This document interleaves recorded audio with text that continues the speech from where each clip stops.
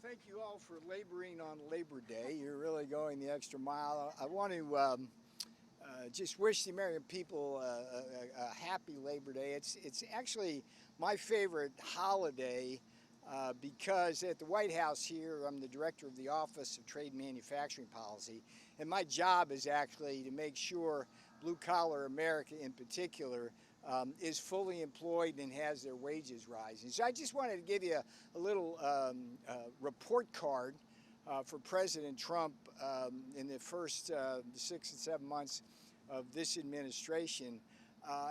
Glowing reviews here. Let's start with the amount of jobs we've created. 2.5 million jobs since President Trump took office for American-born citizens. That's truly remarkable. One of the craziest things you saw during the Biden regime when we had the influx of illegal aliens is we lost millions of jobs for Americans, and the job growth was primarily among the illegal alien population, as reported by the Department of Labor and Commerce. It was truly stunning. We've reversed that trend.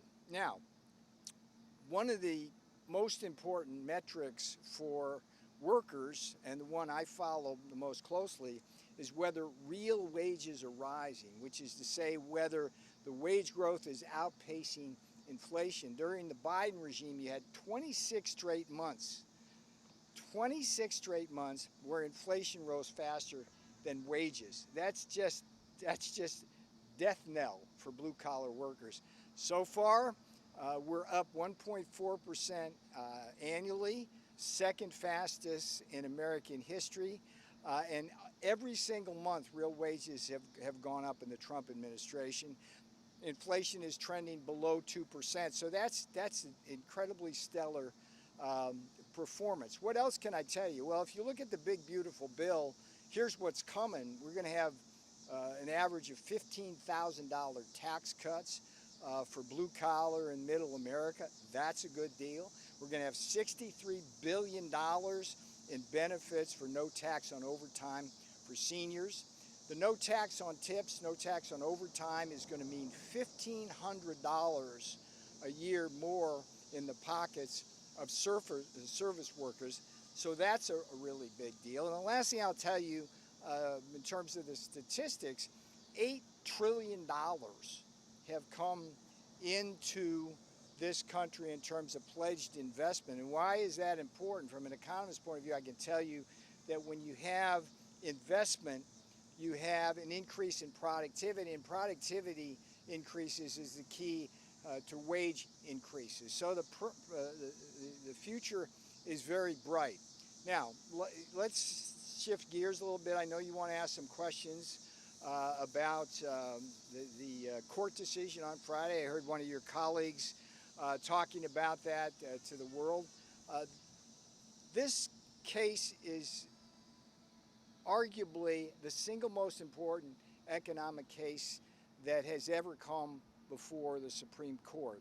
If the lower court's ruling is upheld, President Trump has correctly said that will be the end of the United States, because it will be impossible to defend ourselves from the fentanyl poisoning and all of the trade environment, which is hollowing out our supply chains and creating very dangerous problems for the American people. So let me break the case down for you a little bit.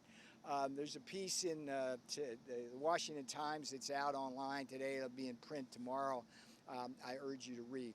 Here's the top line. If you look at the politics, reporters are making much of the fact that it was a 7-4 majority. If you look deeper at the numbers, it breaks down to the exact same kind of partisan weaponization of the courts that we're seeing in other decisions with respect to illegal immigration and other kinds of things. What you got is 6 out of 7 of the judges striking down the tariffs. Democrats, the one Republican was an H.W. Bush free market Republican, so you can read absolutely nothing into that. And on top of that, there were 12 states that intervened and argued against the Trump tariffs. Guess what? Every single one of them Yep, Democrat blue state, Democrat governor, Democrat controlled legislatures. And the most interesting thing, which you're not going to find widely reported in the press, but it tells a lot about the source of the lawsuit. 5 small importers, mostly importing crap from China, um, had big law firms, and when you track at least some of that money, it's alleged to track back to donors like the Koch network, which are infamously anti-Trump, infamously free traders who have supported the offshoring of American jobs and the influx of illegal aliens for decades. So that's the root source of that. Now, with respect to the law, uh, there were 3 big issues that are raised here that the Supreme Court will have to contend with. As I said, the dissent provides a very useful roadmap. Let me walk through them quickly. The first is whether or not the fentanyl killing Americans constitutes a national emergency, whether the trade deficit constitutes a national emergency. Of course they do. It's unconscionable that communist China, in league with the Mexican and Canadian drug cartels, are killing Americans with fentanyl and now this new designer drug, it's called nitidine. Uh, we're losing, by the end of the day, we'll lose another couple of hundred Americans. It's over 1 million since the fentanyl war against America started. And if that's not a national emergency, I don't know what is. And by the way, the tariffs have helped start to stem that flow, so they're working. With respect to the trade deficits, it's $1.3 trillion a year. $18 trillion of our wealth have been exported over the last several decades. That has had the effect of costing this country millions of jobs, over 100,000 factories, but equally important from an economic and national security point of view, what countries around the world have done exploiting their mercantilism is take apart key aspects of our supply chains, whether it's in pharmaceuticals, whether, as you've seen recently with the rare earth magnets, ball bearings, there's all sorts of things that our defense industrial base and our manufacturing base simply can't produce anymore. We've got to get those back. So, and also, I mean, there's a lot of ways you can think about this. The trade deficit leads to budget deficits, and we're having to fund a lot of these deficits. That's eating into our ability to fund our own government. We're exposed by that debt to blackmail from other countries, including communist China, which holds a lot of our debt. So clearly on the first question, these unequivocally are national economic emergencies and qualify under IEEPA. The second point has to do with what is a semantical one. Basically, the question is whether tariffs constitute regulation of importation. Would it qualify as a form of regulating imports? And yes, of course it will. There's good case law. I go over this in my Washington Times article that support that, and nothing rules out the use of tariffs.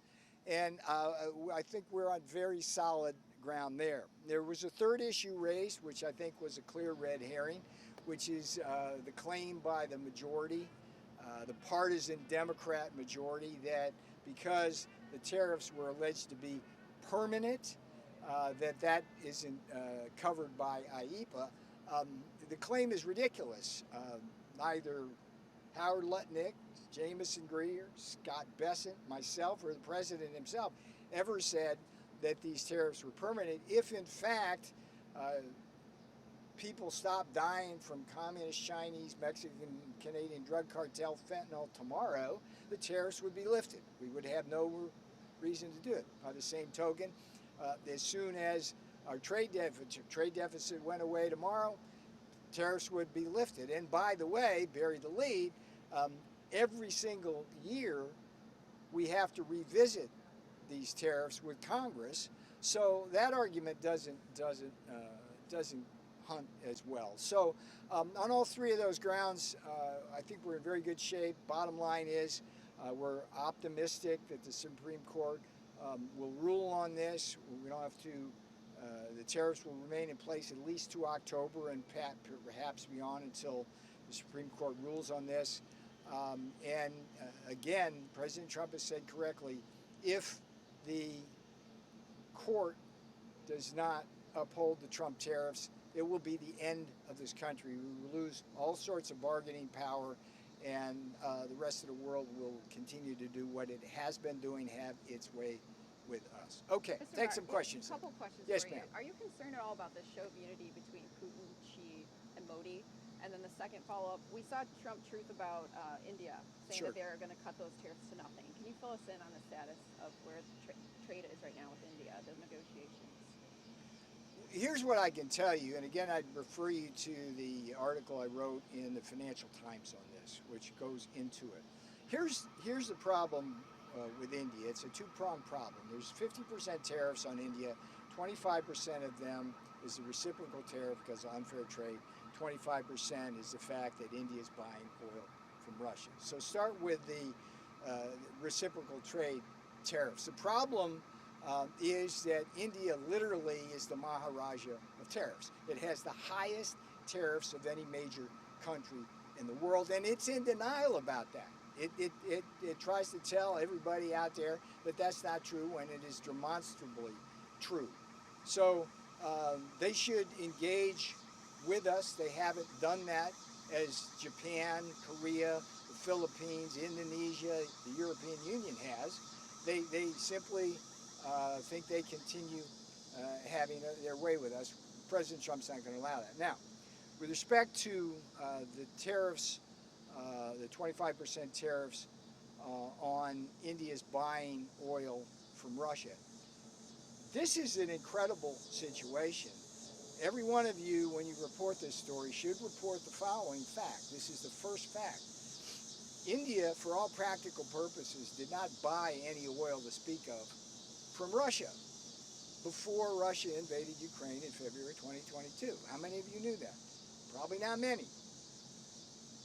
The way this oil trade worked is once Russia invaded and they were figuring out ways around to sell their oil, Russian refiners went to refiners in India, got in bed with them. Some of them actually helped produce right in India now. Putin gives India a discount on crude. They refine it, sell at premium prices to Europe, Asia, and Africa. It's nothing but profiteering. India cannot stand on the thin reed that somehow they need this oil to run their cars or cool their homes. It's false, just simply false. And so here's how this works. This is the crazy math of this for the American people. Listen to me carefully here. India charges the highest tariffs in the world, has the highest non-tariff barriers. So they export a bunch of stuff to us. We can't export to them. Our workers and our businesses get hammered by India. India then uses the money we give them, buying their exports, to buy Russian oil. The Russians use the money from the Russian oil to build more bombs and weapons and drones to kill Ukrainians. And then the Ukrainians come to us in Europe to ask for more money from our taxpayers to pay for that. That's crazy. So the road to peace in many ways runs at least partly through New Delhi. It's time for Modi to step up. I have great respect for Modi. I love the Indian people. It was a shame to see Modi getting in bed as the leader of the biggest democracy in the world with the two biggest authoritarian dictators in the world, in Putin and Xi Jinping. That doesn't make any sense. I'm not sure what he's thinking, particularly since India has been in a Cold War and sometimes a hot war with China for decades. So we hope that the Indian leader comes around to seeing that he needs to be with us in Europe and Ukraine and not with Russia on this, and he needs to stop buying the oil. Okay? Then why not impose those secondary sanctions on China, which is a massive purchaser Well, of Russian oil? that's a separate issue. I would just remind you that we have now 50% tariffs on India. How much do we have on China? Well, it's How much do we have on 30%. China? What's that? 30%. No, it's over 50% total on China. Well, if you Okay, add- so the yeah. question is, how much more can you do? And there's a lot of things going on there. So I think that this issue is complex, but at a minimum, India's got to stop doing. You got to follow up now. Go here. Well, back to my first question about Who the you show. with, by the I'm way? Kit with the pool today. Oh, gotcha. Yeah. Okay. I first asked about the show of unity between Xi, Putin, and Yeah. Modi. Yeah, Are you concerned it's at all about troublesome. It's troublesome. India is the biggest democracy in the world by population. Historically, India has been in a Cold War with communist China for decades. China has funded Pakistan's military. China helped Pakistan develop its nuclear weapons. China has invaded India repeatedly, particularly in a place called Aksai Chin. I don't know if you're aware of that area, and actually has taken territory from India and still holds it. The Chinese patrol now far into the Indian Ocean and are challenging Indian sovereignty in the Indian Ocean. But at the same time, we're seeing China and its entrepreneurs and oil refiners getting into bed with Indian business people, and that relationship is toxic. I mean, a lot of this dumping that occurs, China now is using India as a big transshipment hub for all sorts of products to avoid the Chinese tariffs. So, let's see what happens. President Trump, every American should thank President Trump for flagging this issue and calling India out on these issues, because we don't want to be about the business of trying to defend Ukraine with funds and weapons and things like that, when our money is going to somebody who's cheating us, and they're using that money to give to the Russians to buy weapons, kill Ukrainians, and then use our taxpayer money. All right, I'll take just a couple more, sir. Understanding you say the significance of this potential Supreme Court decision Sure. is paramount to the country's future. In a scenario that they were to rule against the administration, what conversations has the White House been engaged in this summer about potential alternatives, whether it be federal trade law or going to Congress? Yeah, that's not something that we're going to divulge. Let's just say that this is a smart White House, and President Trump is a master chess player. There's certainly other authorities we can use, but the courts shouldn't use that fact to do the right thing in this case, because clearly this is well within the Article 2 powers of the president.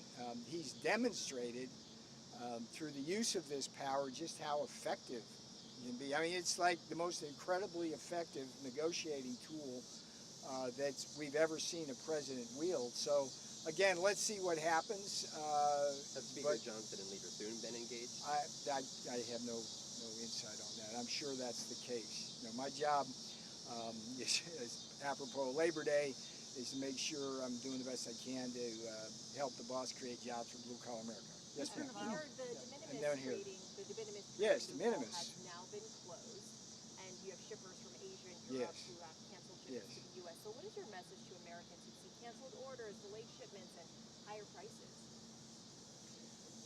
Well, you're assuming that all that's true. Look, the de minimis loophole is insane. No country in the world has an $800 limit where anything can come in below $800. You don't even look at it, and you don't collect tariffs on it. That's crazy stuff. I mean, the fact that Congress allowed that to happen to begin with under the heavy lobbying of the online brokers like Amazon and eBay and Alibaba and stuff like that. That never should have happened. We closed that. Now, here's what Americans should be feeling now. Gratitude for President Trump, because this de minimis loophole has been one where counterfeits and pirated goods are coming in. It's the single highest source of narcotics and fentanyl being smuggled across the borders. Okay, if you understand how this works, it's like these small packages, they don't register them, they don't tell us what it's in, they just come in, nobody looks at them, and guess what, I could fit enough fentanyl on the tip of my finger to kill all of you in about 10 seconds. Okay, that's how powerful that stuff is.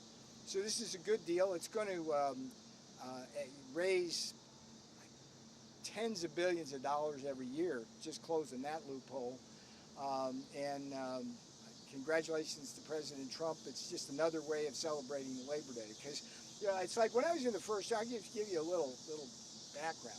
There was, I was over there in my office, right on the corner there, Mighty Mug came to me early in the administration. And it's an American company, and they were telling me about how they were trying to sell their Mighty Mugs, right? And they were having trouble because China could send these things in. They'd steal a design, send them in. They'd send them in through de minimis. And the way de minimis interacted with our international postal system, they could send a mug for half the price than Mighty Mug could send to the house next door. Okay, that's how screwed up that is. So we fix it. I'll take one more. You've been patient, ma'am. Yeah, thank you. And you're with? I'm with News Nation, Hannah Brown with News Nation. Okay, great. Businesses have basically been saying from the start of this tariff discussion that uncertainty is the worst part for them. Are you afraid that these court indecisions basically cause uncertainty? Well, they've been saying that, but they haven't been acting that. I mean, we've had a tremendous influx of investment. We've seen. Here's the most important thing to understand about tariffs. There's three parties that can distribute the tariff burden, right? Not two. The media likes to say, well, it's either going to be American consumers or American businesses that are going to bear the burden of the tariffs. But in fact, the third party is the one that actually does it. That's the foreigners who export to us. And so what we observed in the first term, when people were saying the same thing about uncertainty and inflation and all that, we observed very clearly that the countries that rely most heavily on us, the most export-dependent economies, like China, like India, like Europe, like Vietnam, like Indonesia, like Malaysia, like Thailand, all of these countries we run massive deficits with, they have no choice other than to lower their prices when we raise our tariffs. And so we don't see inflation coming in. Look, the domestic industry, the businesses are elated with the protection we're giving them across the board. On Labor Day, let's celebrate the revival now of our steel and aluminum industries, which the tariff is helping. So you've all been patient.